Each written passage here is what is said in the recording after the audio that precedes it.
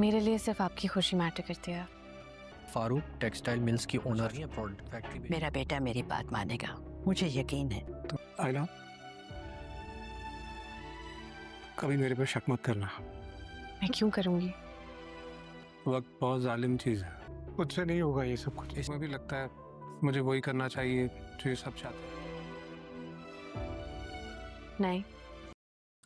رملہ شامی اور فاروق کو کنگال کر کے یہاں سے بھاگنے والی ہے، اور رملہ کسی بھی صورت میں شامی جیسے مرد سے شادی نہیں کرنا چاہتی. رملہ کو یہ بات معلوم ہے کہ اس کی ساس کس قدر مکار عورت ہے، اور وہ اس سے وہ فیکٹری بھی واپس لے لے گی.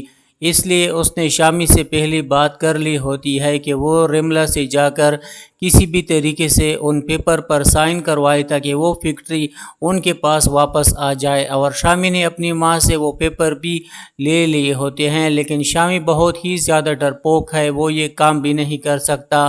اور رملہ کو بھی اس بات کی پنک لگنے والی ہے، تو وہ یہی فیصلہ کرے گی کیوں نہ میں یہ فیکٹری بیچ کر یہاں سے بھاگ جاؤں اور کبھی ان کے ہاتھ ہی نہ آؤں. رفیع کو یہ بات معلوم ہو جائے گی کسی کے ذریعے، تو رفیع آ کر فوری طور پر ان کو یہ بات بتائے گا کہ رملہ فاروق کی فیکٹری بیچ کر یہاں سے بھاگنے والی ہے، تو تمہیں کوئی نہ کوئی اس کے ساتھ ڈیل کرنی ہوگی اور وہ فیکٹری اس سے اپنا لی ہوگی.